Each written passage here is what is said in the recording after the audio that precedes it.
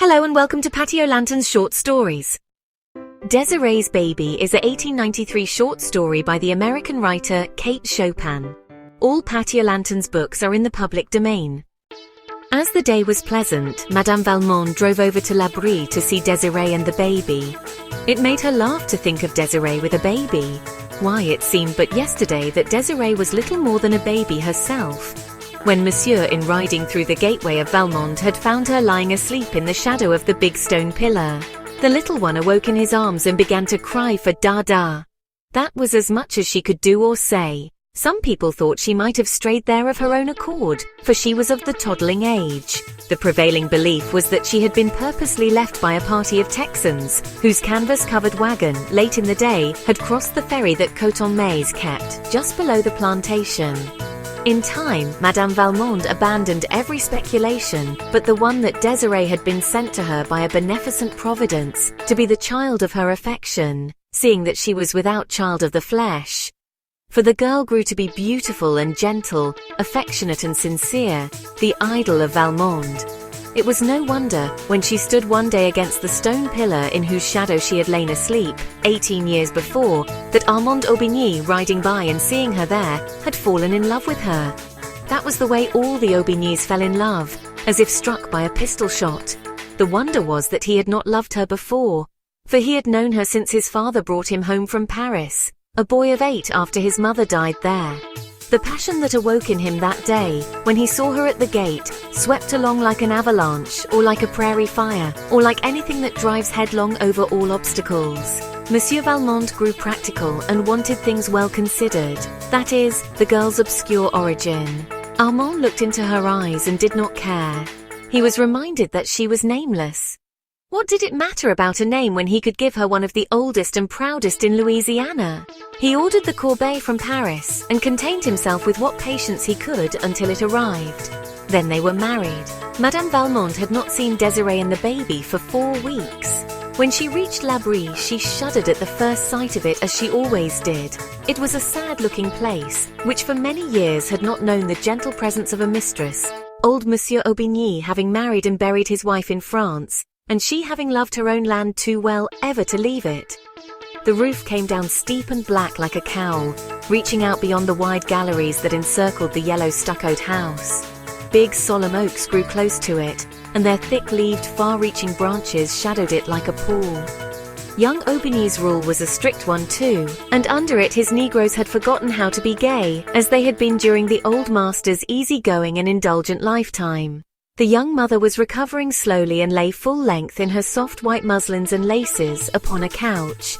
The baby was beside her, upon her arm, where he had fallen asleep at her breast. The yellow nursewoman sat beside a window fanning herself. Madame Valmont bent her portly figure over Désirée and kissed her, holding her an instant tenderly in her arms. Then she turned to the child. "This is not the baby!" she exclaimed in startled tones. French was the language spoken at Valmont in those days. "I knew you would be astonished," laughed Désirée, "at the way he has grown. The little cochon de lait. Look at his legs, Mamma, and his hands and fingernails. Real fingernails. Zandrine had to cut them this morning. Isn't it true, Zandrine?"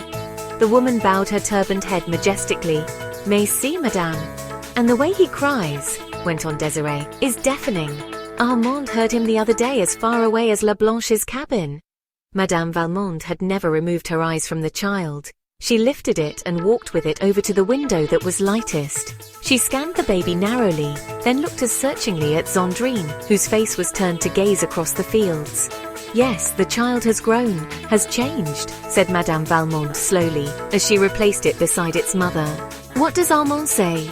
Désirée's face became suffused with a glow that was happiness itself. "Oh, Armand is the proudest father in the parish, I believe, chiefly because it is a boy to bear his name, though he says not, that he would have loved a girl as well. But I know it isn't true. I know he says that to please me. And Mamma," she added, drawing Madame Valmont's head down to her and speaking in a whisper, "he hasn't punished one of them, not one of them, since baby is born. Even Négrillon, who pretended to have burnt his leg that he might rest from work, he only laughed, and said Négrillon was a great scamp. Oh, Mamma, I'm so happy, it frightens me." What Désirée said was true. Marriage, and later the birth of his son, had softened Armand Aubigny's imperious and exacting nature greatly. This was what made the gentle Désirée so happy, for she loved him desperately. When he frowned, she trembled but loved him. When he smiled, she asked no greater blessing of God. But Armand's dark, handsome face had not often been disfigured by frowns since the day he fell in love with her. When the baby was about 3 months old, Désirée awoke one day to the conviction that there was something in the air menacing her peace. It was at first too subtle to grasp. It had only been a disquieting suggestion, an air of mystery among the blacks, unexpected visits from far-off neighbors who could hardly account for their coming.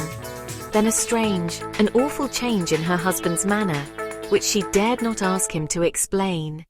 When he spoke to her, it was with averted eyes, from which the old lovelight seemed to have gone out. He absented himself from home, and when there, avoided her presence and that of her child without excuse. And the very spirit of Satan seemed suddenly to take hold of him in his dealings with the slaves. Désirée was miserable enough to die. She sat in her room one hot afternoon in her peignoir, listlessly drawing through her fingers the strands of her long, silky brown hair that hung about her shoulders. The baby, half naked, lay asleep upon her own great mahogany bed that was like a sumptuous throne, with its satin-lined half-canopy. One of La Blanche's little quadroon boys, half naked too, stood fanning the child slowly with a fan of peacock feathers. Désirée's eyes had been fixed absently and sadly upon the baby, while she was striving to penetrate the threatening mist that she felt closing about her. She looked from her child to the boy who stood beside him, and back again, over and over. Ah! It was a cry that she could not help, which she was not conscious of having uttered. The blood turned like ice in her veins, and a clammy moisture gathered upon her face. She tried to speak to the little quadroon boy, but no sound would come at first. When he heard his name uttered, he looked up, and his mistress was pointing to the door. He laid aside the great soft fan, and obediently stole away over the polished floor on his bare tiptoes. She stayed motionless, with gaze riveted upon her child, and her face the picture of fright. Presently her husband entered the room and without noticing her, went to a table and began to search among some papers which covered it. "Armand!" she called to him in a voice which must have stabbed him if he was human, but he did not notice. "Armand!" she said again, then she rose and tottered towards him. "Armand!" she panted once more, clutching his arm. "Look at our child! What does it mean? Tell me!" He coldly but gently loosened her fingers from about his arm and thrust the hand away from him. "Tell me what it means!" she cried despairingly. "It means," he answered lightly, "that the child is not white. It means that you are not white."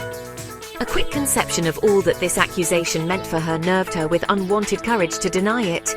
"It is a lie! It is not true, I am white! Look at my hair, it is brown, and my eyes are grey, Armand. You know they are grey.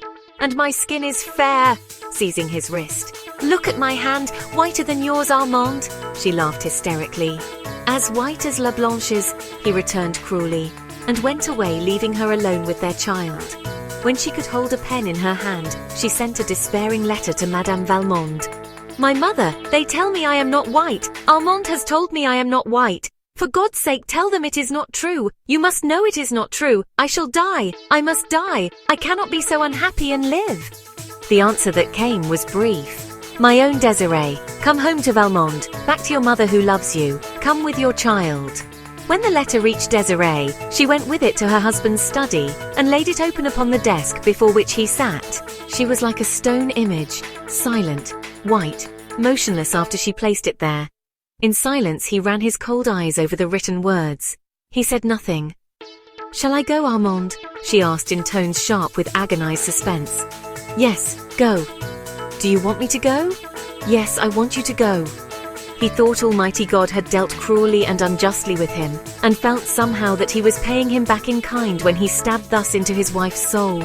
Moreover, he no longer loved her because of the unconscious injury she had brought upon his home and his name. She turned away like one stunned by a blow and walked slowly towards the door, hoping he would call her back. "Goodbye, Armand," she moaned. He did not answer her. That was his last blow at fate. Désirée went in search of her child. Zandrine was pacing the sombre gallery with it. She took the little one from the nurse's arms with no word of explanation, and descending the steps, walked away, under the live oak branches. It was an October afternoon. The sun was just sinking. Out in the still fields the Negroes were picking cotton. Désirée had not changed the thin white garment, nor the slippers which she wore. Her hair was uncovered, and the sun's rays brought a golden gleam from its brown meshes. She did not take the broad beaten road which led to the far-off plantation of Valmond. She walked across a deserted field where the stubble bruised her tender feet, so delicately shod, and tore her thin gown to shreds. She disappeared among the reeds and willows that grew thick along the banks of the deep sluggish bayou, and she did not come back again. Some weeks later there was a curious scene enacted at La Brie. In the center of the smoothly swept backyard was a great bonfire. Armand Aubigny sat in the wide hallway that commanded a view of the spectacle, and it was he who dealt out to a half-dozen Negroes the material which kept this fire ablaze. A graceful cradle of willow, with all its dainty furbishings, was laid upon the pyre, which had already been fed with the richness of a priceless layette. Then there were silk gowns and velvet and satin ones added to these, laces too and embroideries, bonnets and gloves, for the corbeille had been of rare quality. The last thing to go was a tiny bundle of letters, innocent little scribblings that Désirée had sent to him during the days of their espousal. There was the remnant of one back in the drawer from which he took them, but it was not Désirée's. It was part of an old letter from his mother to his father. He read it. She was thanking God for the blessing of her husband's love. But above all, she wrote, "Night and day, I thank the good God for having so arranged our lives, that our dear Armand will never know that his mother, who adores him, belongs to the race that is cursed with the brand of slavery." Thank you for listening to this book. For more of the same, please visit my channel at www.youtube.com/@PatioLanterns Shorts. Please follow, like, share and comment. See you soon.